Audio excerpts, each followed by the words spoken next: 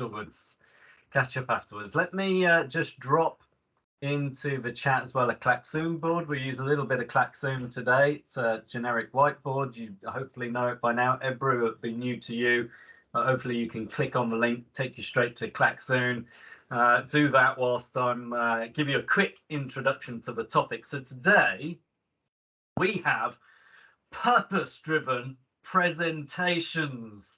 There is so much in the topic of presentations, everything from, you know, how do you just build a good PowerPoint presentation or whatever it might be, all the way through to executive presence, storytelling, story building. How do you negotiate, convince people with your presentations?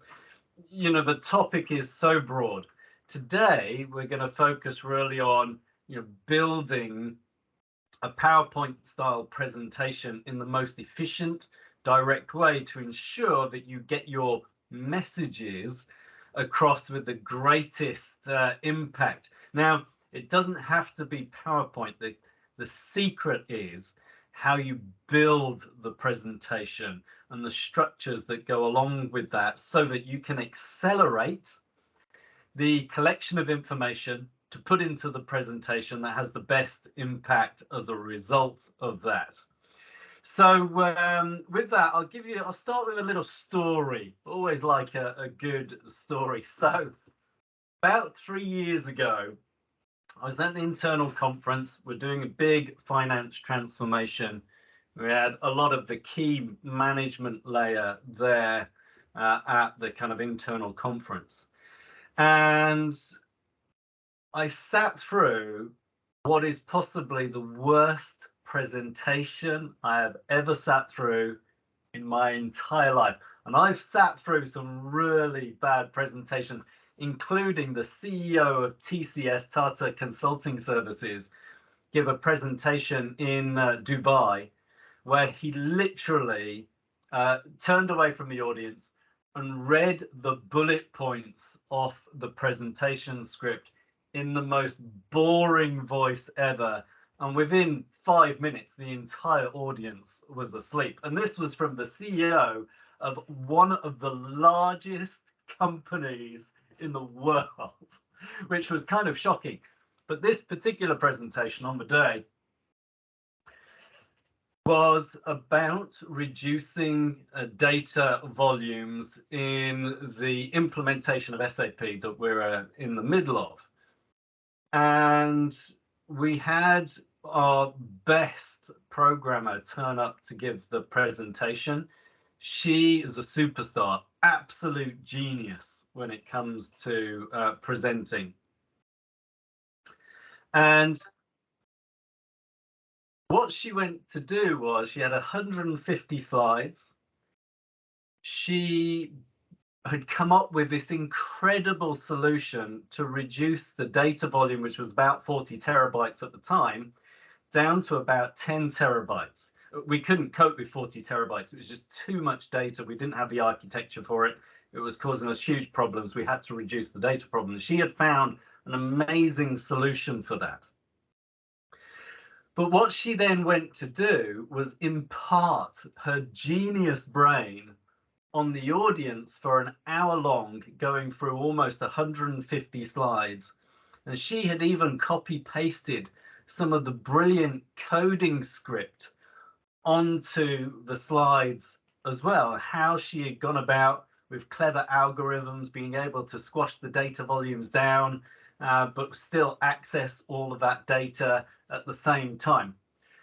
Within 3 minutes, she had already gone way over the heads of the entire audience. And at the end of the hour, if anybody was still awake in the audience, everybody literally turned to each other and go, "What was that?" Because she had just basically given a thesis on, I don't know, the neuroscience of quantum mechanics or something like that, right? It was the most terrible presentation we've ever sat through, which was a shame because the girl was absolute genius in terms of what she had managed to do. But what she'd done was just basically dump her genius brain on the audience. Now, I had to then go and give a presentation to an executive committee the following week on the same topic, and I was hoping to use her slides for that purpose, which of course I couldn't do. So, I had to kind of take that burden of knowledge, that burden of her genius brain, and deliver it in a way that would engage with the audience. And that was a challenge. So I wanted to bring in with that story the concept of burden of knowledge. We all suffer from it. You're all brilliant people, intelligent, bright. You're doing fantastic work, some of it highly complicated. And that's known as a burden of knowledge. In your head, you have this fantastic knowledge. And of course, the natural tendency is we just want to tell people all of the great stuff and share our knowledge with them, how complex things are, and how we've managed to solve those complex issues and come up with a great solution. It's only natural that we do that. But the question is, what does the audience need to know? Because you might want to tell them a ton of stuff because it is complicated and it's great that you found some fantastic solutions, but that's not necessarily what the audience needs to know. So back a bit to the story then. So I had to consolidate what was a thesis, a genius thesis of this incredible coding work that was done down to a message that the executives would engage with, understand, and approve, then a little bit of budget to get that done. So either I gave 150 slides of pre-work and then kind of tried to sum it up as best as I could, or I did this. I created a very simple animation of a container ship going through an eye of a needle. And what worked better, of course, with the executives, they could understand trying to squeeze a container ship full of data, shrink it down so that it fits through the eye of a needle. And they were, that's great. How did you do that? That's brilliant. I said, well, we have this genius girl that's managed to program some really clever coding script so that you can shrink the container ship down and fit it through the eye of a needle. So therefore, we only need 10 terabytes of data and it's going to cost this much, but we need a bit of budget so that we can do that and implement that programming. Are you okay to give us the budget? And they went, yes, that's great. And forever it's been known as shrinking the container ship, right? So messaging is so important, and structuring messaging is so important in presentations.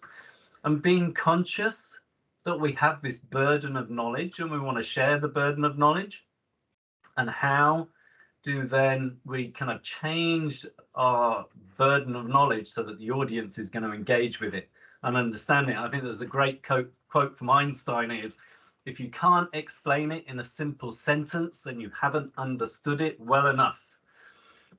And it's very true. The hardest thing that any leader, any project manager, anybody's doing when communicating, it is the hardest thing to do, is to simplify down complex messages. It's really difficult to do. But with practice and with a bit of structure around it, you can do it. And you can get faster at it and accelerate that process of putting those stories together. So that's a little bit of a story to start us off. What I'd like to do is jump pretty much straight into Klaxoon. I have some questions for you. I want you to brainstorm very quickly the questions. So jump into Klaxoon.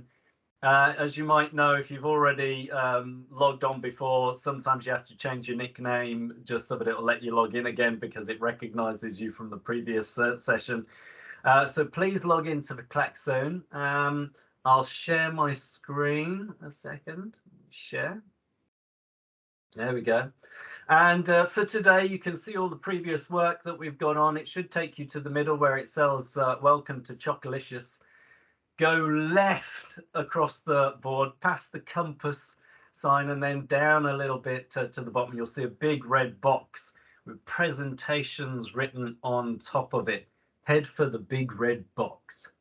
Give us a bit of feedback. Are you all on the Klaxoon board? Anybody having any difficulties?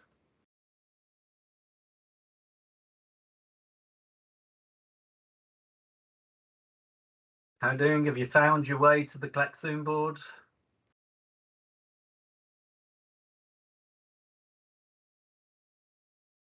Speak to me. Let me know that you're there. Yeah, I'm there. Excellent. Good, good. Thank you. I'm there. Good. So there's 3 sections. We're going to start with ideas, then we're going to go to messages, then we're going to go to summary. So same again, we're going to have literally 60 seconds to come up with any presentation ideas that you want. It could be on any topic. It can be on neuroscience. It could be on microbiology. It could be on automation and programming, whatever idea. Any idea, we can throw any ideas. To create a little post-it note, just click on the round button with the plus on it at the bottom of the screen, type away your post-it note idea, and then go and put it in the ideas box. So go for it. I give you 60 seconds. Want as many ideas as possible for something to present on. Let's go for it. Any ideas. Could be as crazy as you like. Could be as standard, something that you're working on. Go for it. Get 60 seconds. Go. Post your ideas into the ideas box.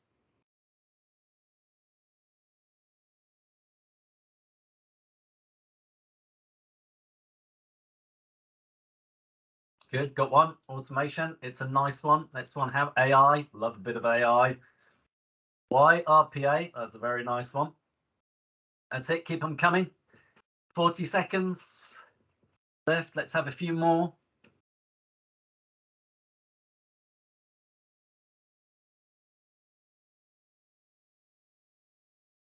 Twenty seconds. Let's get a couple more. Nice one on project management. That's it. 10 seconds. Maybe one more. Somebody post one in there.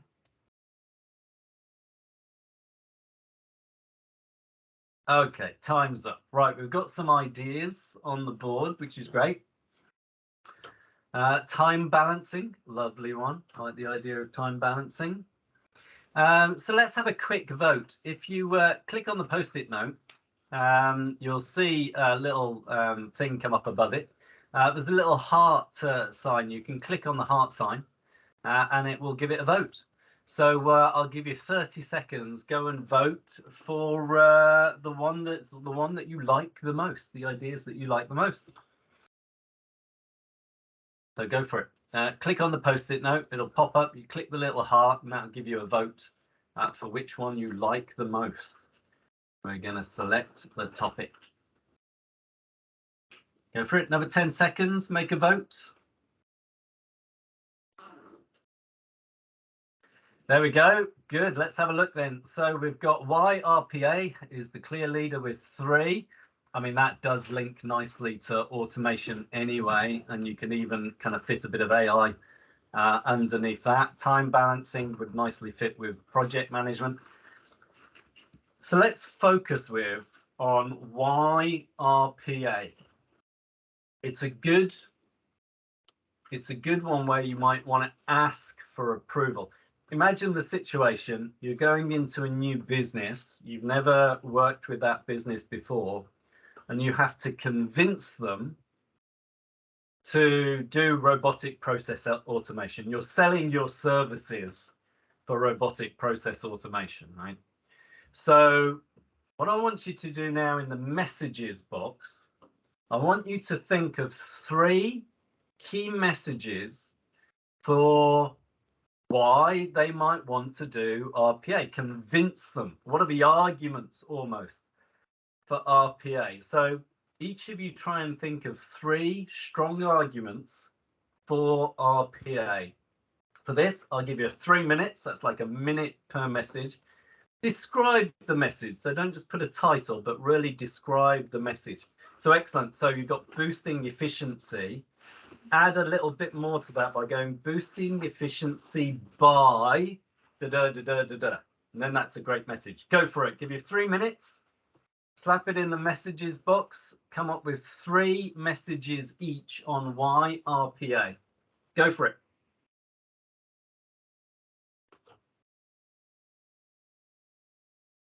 Nice, that's a good one. See, that's a great argument. Keep going.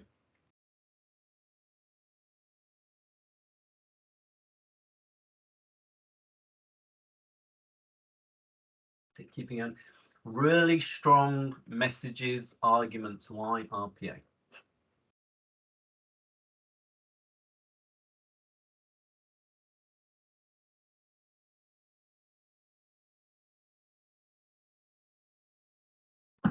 Oh, we lost Milosh. Hopefully we get Milosh back. Hi, Milosh. And back with us. Yeah, thank you. That's it. Go for it. I don't know if you missed that, Milosh. We're now on to 3 key messages around RPA. If you're trying to sell RPA, 3 key messages on RPA.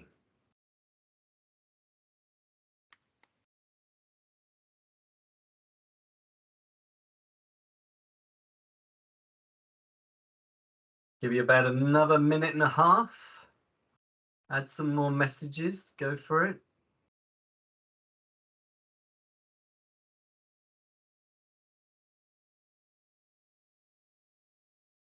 Well, these are good. You got some really good ones coming now.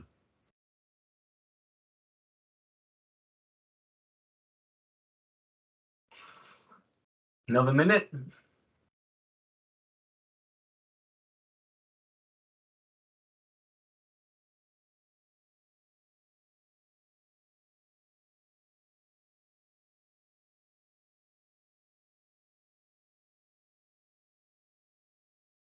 Another 30 seconds. Let's see if we can get another 1 or 2 key messages in there. Lovely.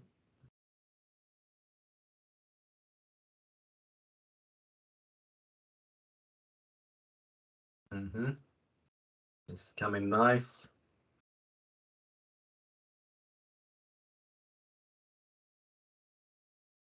Very good. All right, let's have a look then. So actually they naturally fit together as 3 different messages. You've got kind of the message around productivity, scaling, beautiful. Scaling, I think, is a nice one. Scaling, productivity, efficiency. You've got a nice one set around employees, motivation, experience. And then all of that around quality, reducing errors and accuracy. So beautiful. Very quickly, you've just come with 3 fantastic messages that fit very nicely into that. Let's just do a very quick prioritization. Think about your audience for a moment. You're going into a bunch of executives. You have a large organization, lots of people, that kind of thing. Give me a bit of verbal feedback. If you were to rank these in order of what might resonate with that bunch of executives the most, which one would you say will have the greatest impact first? Go for it. Give me a bit of verbal feedback. Which of those 3 messages do you think would resonate with them the most? Boosting efficiency. Everything around efficiency?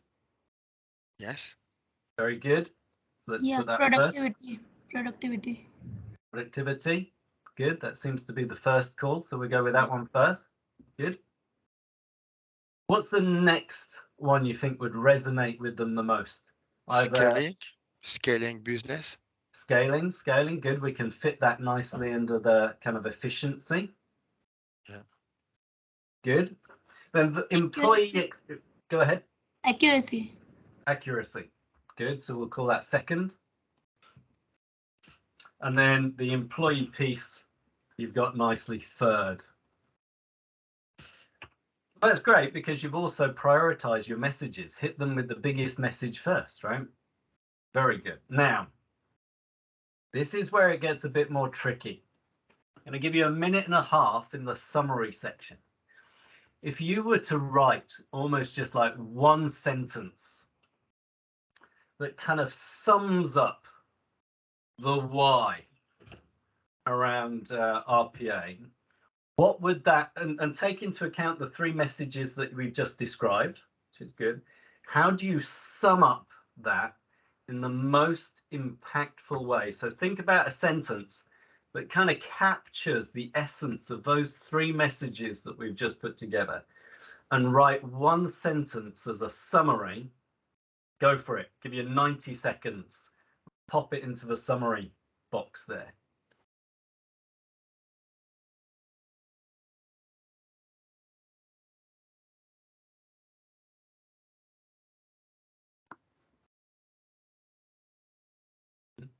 Milosh is having connectivity issues, I guess.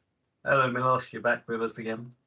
So we're just creating a summary of the 3 messages, that kind of executive summary sentence that you'd want to almost start with in a presentation. Go for it. I'll give you another 60 seconds. If you can write one good sentence, kind of gets to the essence of why RPA.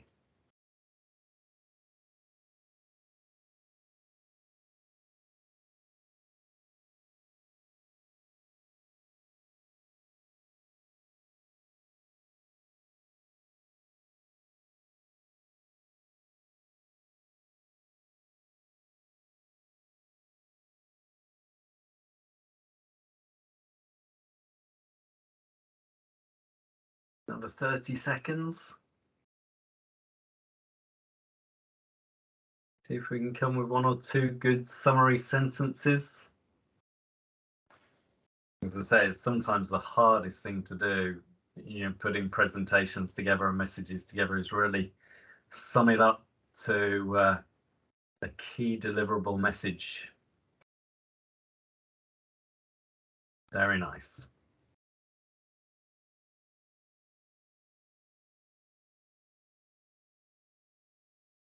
Bingo. Any more to come?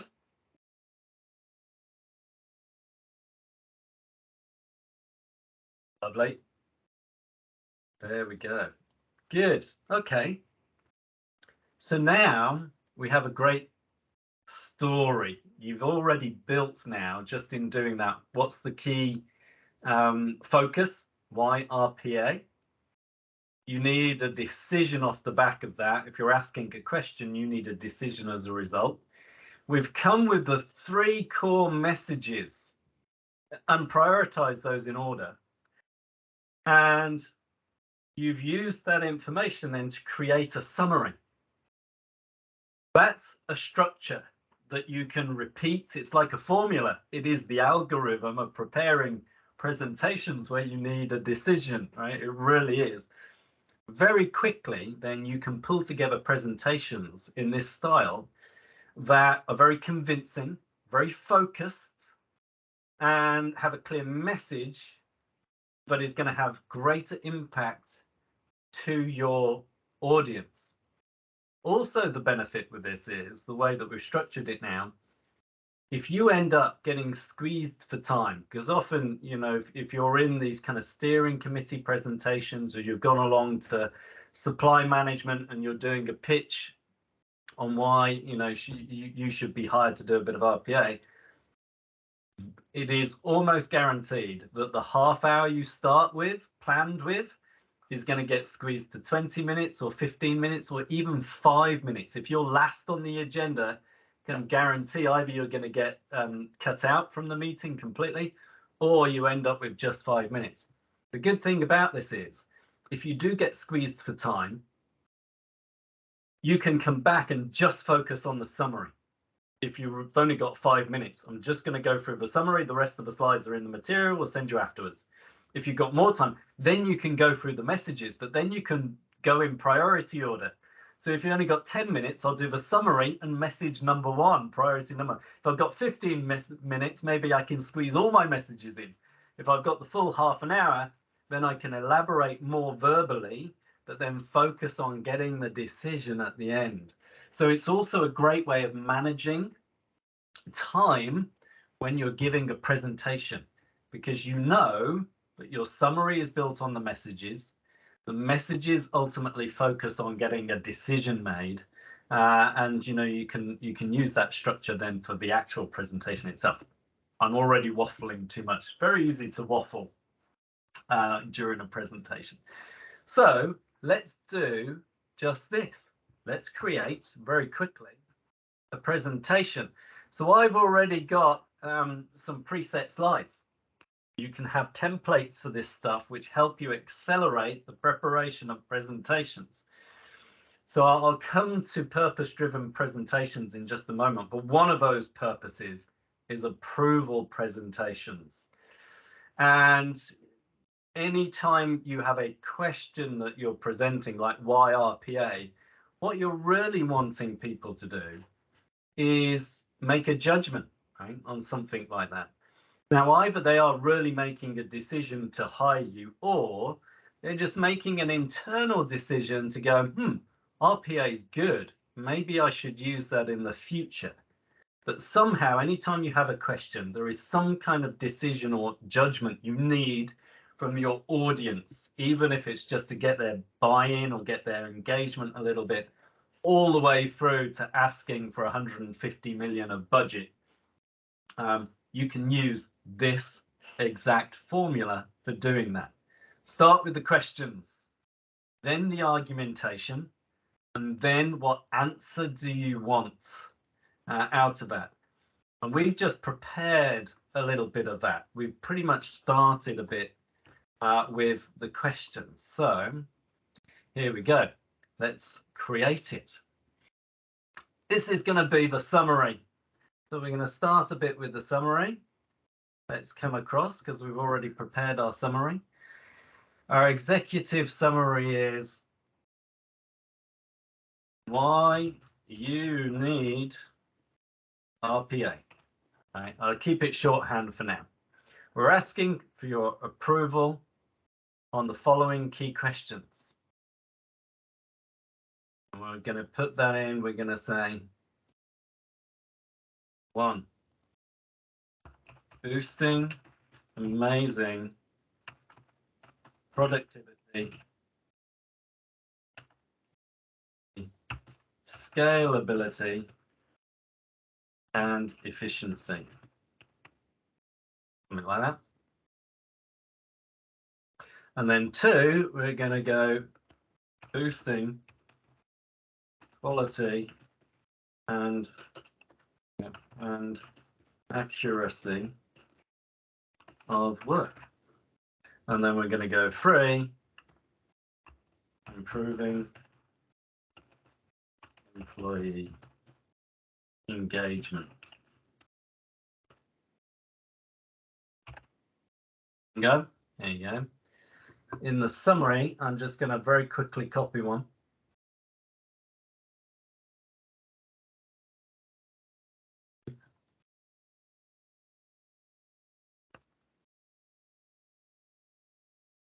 Done. That didn't work very well size-wise, did it? Yeah. Now, of course, you can play with the colors and the pictures and everything and make it look pretty, but what we're focusing just quickly on here is the messages. So then key question number 1, or key piece number 1 is then key productivity.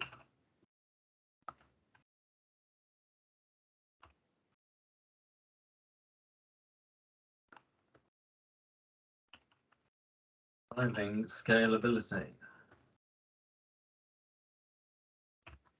You can put pros and cons, all of that kind of stuff, but basically what I'm going to do is, this is all pros that we're talking about, is just copy paste the messages. Oh, that, what happened there? That wasn't quite what I wanted to copy. I copied the script. There you go. Kind of nice.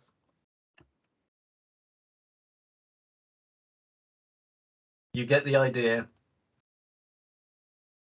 But you can see how fast then you can put together a good presentation and so on. So the next one then would be, of course, quality and so on. You get the idea. So that then when you get to approval, then you can ask for, I don't know, let's say What would you ask for? You might ask for a proof of concept. You might ask for budget. You might ask for some resource. Done. So already in 10 minutes, we've created the key messages for a good argumentation around why RPA. It's as simple as that, especially when you've got templates already laid out and you know the formula to create what you're after. Fantastic way of creating presentations. Thoughts, feedback, response. How do you feel about what we've just gone through?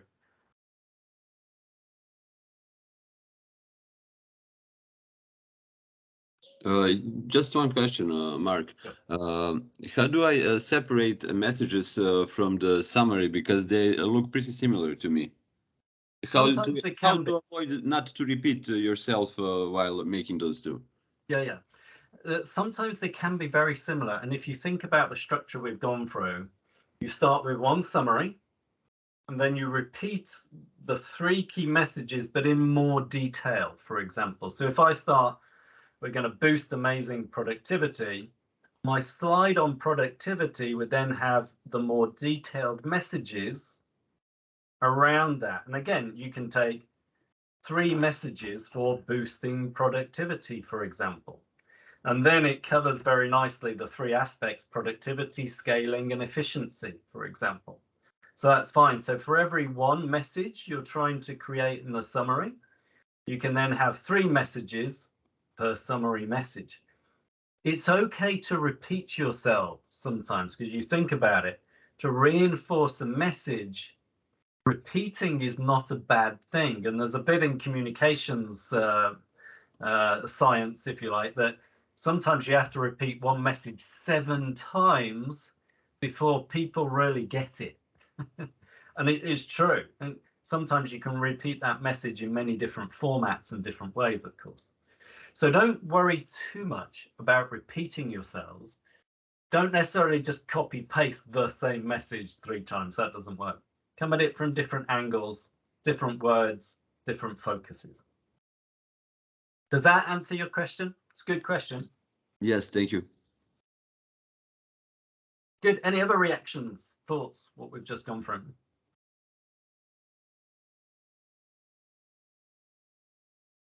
Oh, it was clear for me. And hopefully it's really simple.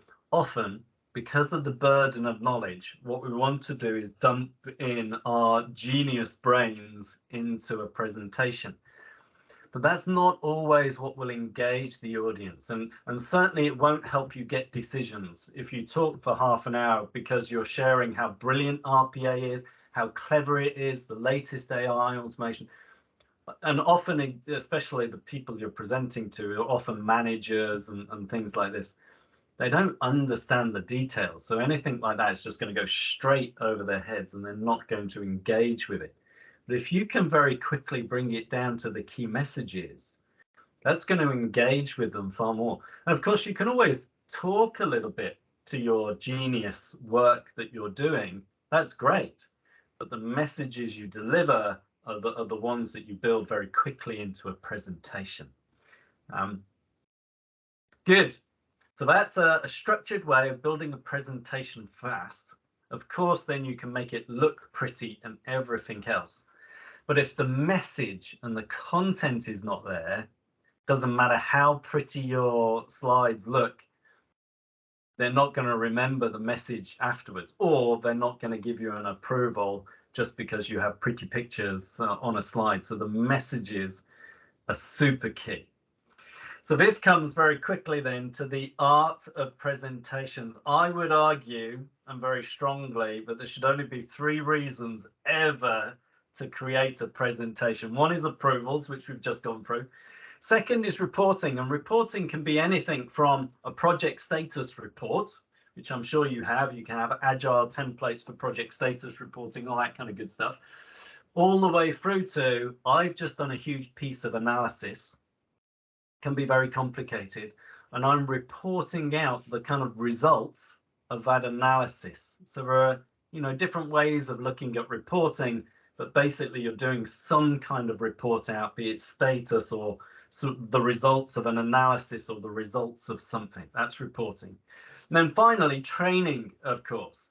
And of course, training could be anything from one piece of knowledge to, you know, detailed genius bit of knowledge on neuroscience, for example. So training then is anything that is imparting knowledge, or you're wanting the audience to learn something new. Now, often in business, I could just be wanting somebody to understand RPA, for example. What is RPA? What are the key things you need to know about RPA? Now, you could accidentally put that in an approval format, for example. But any topic where you just want the audience to learn something new or gain a better understanding of, that should be in the training format. Sometimes you have a mix of all three. So often, for example, steering committee kind of events actually might have a little bit of all three of those. They might be asking for an approval on one particular topic. You'll be doing a status report on the project on another topic, and you might be trying to inform your steering committee so that they understand data volume, for example, you know, so that you can prepare them maybe for the next steering committee for an approval on data volumes. Yeah. So you can come across events that might have all three style of presentations in. Anything that doesn't fit into approval, reporting, or training, then you shouldn't be doing a presentation on. You know, it's just not applicable in the presentation format. The great thing is there's an algorithm for each of those three. So we've just done approval presentations, have the questions, have the argumentation, have the answers outlined. Reporting presentations.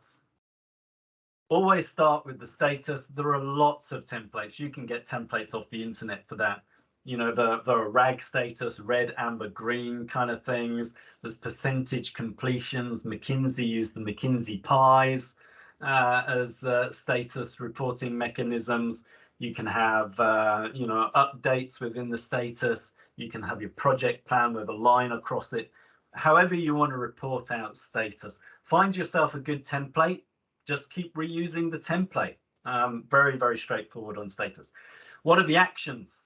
Absolutely. What are the actions as part of that reporting out piece? And then finally, then what mitigation actions need to be implemented? It's good project management reporting, status, actions, mitigation. The same applies for analysis.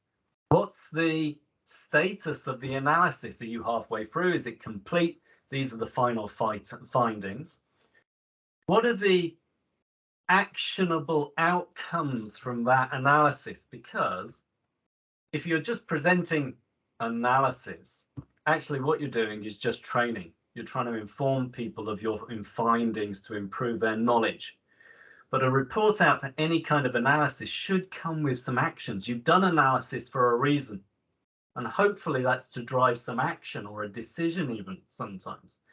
But what are the actions resulting from the analysis? In any analysis you do, there's going to be some risk. So how have you gone about mitigating that risk, whether it be in the accuracy of the analysis, or maybe there's different views on the results of the analysis. So how do you mitigate that then going forward? So reporting presentations, SAM, status, actions, mitigations. Then training presentations, although they're a bit more fluid, there's still a nice structure for training presentations. Always start with the goals. I've sat through so many trainings where they never state the goals at the beginning of the training, which is a shame, really, because then you don't know, okay, well, is this training really delivering something that I've turned up to learn, right? So what are the goals of the training? Then the education content, and again, this could be from 1 slide to 150 slides. It's imparting the knowledge. You can build structures into the way that you educate, but that's a whole separate training in itself. And then summary. Summarize at the end. What are the key messages, key takeaways that you want people to walk away with? And remember, and again, there's many mechanisms for putting great summaries together. For example, in the presentations I always send out, you will find keywords which will help you recall the training, and you'll find a mind map. It's a great way of summarizing the training. So goals, education, summary for the training presentations. Remember those structures. Create yourself even a little templates for those structures. Helps you then create presentations so much faster. Really accelerate the gathering of information for a presentation, pulling the presentation together. And when you're delivering the presentation, because you've got a structured way of delivering it, it will have so much more impact than if you just compile a bunch of information onto slides. So this will genuinely help significantly improve your presentation impact. Even more so, the majority of people that give presentations don't have structures for their presentations. And often I've seen so many just random presentations and information on slides. Just simply by following this format, you will stand out above the crowd so easily because you have clear structure, messages, delivery for all of your presentations. Then very quickly, rule of threes. Break it down into the rule of threes. It's very well established. You will see everything from presidents of countries always using the rules of threes. They learn that, they get taught that, how to give presentations. They'll always give information in 3 bullet points, because people, and it's scientifically proven, can cope with things coming at them, information coming at them in threes. If you give them 7 bullet points, can't remember 7 bullet points, but you can remember 3 bullet points. So use the kind of rule of threes. Everything you try and do rules in threes. Start with a summary slide, then have 3 slides. Each of those have 3 messages that deliver on the summary slide, just like we built in our presentation. How to build a story very quickly, beginning, middle, and end. It's the basic way of building a story. There are far more advanced ways of building stories, but this is a great way of very quickly structuring your story. And your story can be to, deliver or get a decision made on something. I started with the simple story of data volume. And the setup was, we had a conference as part of our finance project, and we had a problem around data volume. And that was the beginning, that was the setup. The middle bit was then how this genius girl was giving her presentation and the predicament that then the dilemma that then that created. And the dilemma that created for me was to then give that presentation to the executive committee. And then the end was how I gave that, which was the container ship, shrinking it down to fit through the eye of the needle, which then gave us a great result, getting the budget we needed for the solution. And that's how I purposefully structured that story, beginning, middle, and end. Quite simple, takes a bit of practice though. The more you practice it, the easier it gets. And the more stories you build up for various situations, the easier it will get. Structuring slides, we use the structure. You've seen the structure, the 1:3 ratio, summary slide, point 1, point 2, point 3, each of those with 3 points and so on. Pictures and colors. Again, you can use the rule of threes. Often, you can find a good pictures for RPA, those kind of pretty digital pictures with a kind of ghost network, somebody holding their iPad in their hand, You know, that might be your lead picture. But then you can take aspects of that picture and use it 3 times. Maybe you take then just the network piece, if you're explaining the network. You can take the iPad piece for representing the user interface, for example. And then you use your master picture. You take parts of that master picture then for pictures in subsequent slides. Structuring your picture format like that, again, gives a great line of discussion and visual representation for your presentations. Random pictures, I know some of the big 5 consultancies, they'll just throw random pictures in there because the pictures look pretty. They don't even represent anything on the slide, but you know, some poor person has stayed up till 3 o'clock in the morning finding pretty pictures to make their presentations look great, but the message is completely lost within that. So think about the pictures you choose, and also the colors. Have 1 primary color and only 3 secondary shades of that color.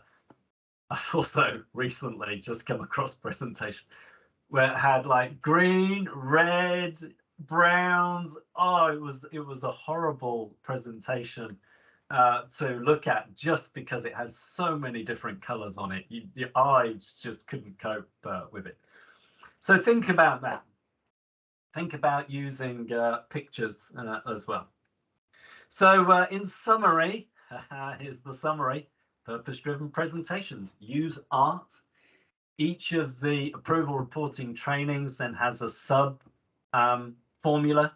Use those formulas, build yourself some templates around those formulas, which will significantly accelerate the build of those presentations, the collection of the data, and have much greater impact as a result. That will free your time up. If you spend time doing presentations, you know how painful that can be. So this can significantly help you. Maybe you could even automate some of that, which would be a nice thing to do, right? And then use the rule of threes, either for story building, presentation deck, slide formatting, however you want it to be. And I've purposefully not put any pictures on this particular deck, no background, nothing like that, because this is all about the messages that you deliver. So with that, thoughts, reactions. A few of you on the call today. When you think about all of that information I've just dumped my very big brain into that. Yeah, thoughts, reactions, questions. Yeah, it was. Thank you so much. It was really interesting. My first question: is it possible to have this template? Yeah. I'll send this out after the call for sure. Okay, thank you. For me, it was really clear, and it will simplify the way that I build my PowerPoint. I just yes, just it's not really structure, I know, and I think it will be an occasion to improve in this way. Thank you so much. No, good, absolutely. And you know, the more you do presentations, you kind of find your own ways of building presentations. Perfectly fine, absolutely perfectly fine. The more you can template your presentations, and if you really focus them on approvals, reporting, or training, it really helps you crystallize your message and your presentations a lot faster. So yeah, for sure.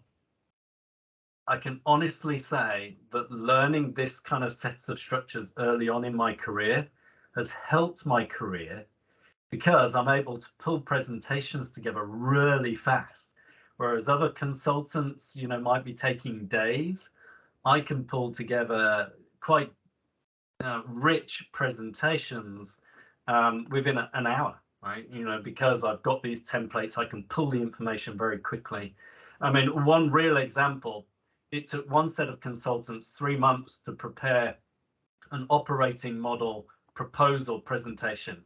I did it in 3 days because I had the templates and the structures in place And I just then pulled on people for information because I knew the information I wanted to fit the structure, and I literally saved myself almost 3 months, which would normally take consultants a long time to do. So it can genuinely also help your career by being quick and good at putting presentations together, because we end up doing so many presentations. It's painful.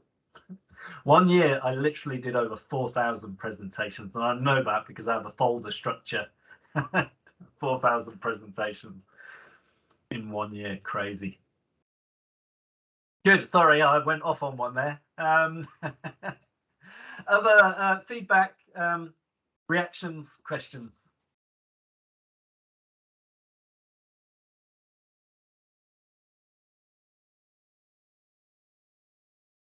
Sorry, Mark, that's like 20 presentation for working day during the whole year. Yeah, That's literally insane. That was in the height of my full-on consulting time, and I was literally working maybe 16-hour, 15, 16-hour days, and we were doing so many projects. At one point, I was personally leading 14 projects at the same time. And one was a supermassive transformation project along with the other projects at the same time. So I had so many presentations. I was creating, consolidating, delivering out. Yeah, it was a crazy time. Luckily, I'm past that now. Don't have to work so hard. But yeah, it was a crazy time. Hopefully, you'll never get to that point. You don't want to burn out and stuff like that. It's not worth it. Good, then if there's no other questions, then I'll leave you for a few minutes before your next meeting. Thank you very much for joining today. I'll send out the materials and the recording that go with this. Next session in 2 weeks' time, I think we have convincing and negotiating with people. So we'll cover that topic in detail. That links to everything that we've done before around communications and all that good stuff as well. So we'll pull that together very nicely. It links very much to the presentation thing that we've just gone through. So with that, have a fantastic weekend, and I'll see you all again in 2 weeks' time. Thank you so much, Mark. Bye-bye. Thank you very much. Thank Bye you so now. much. Bye bye.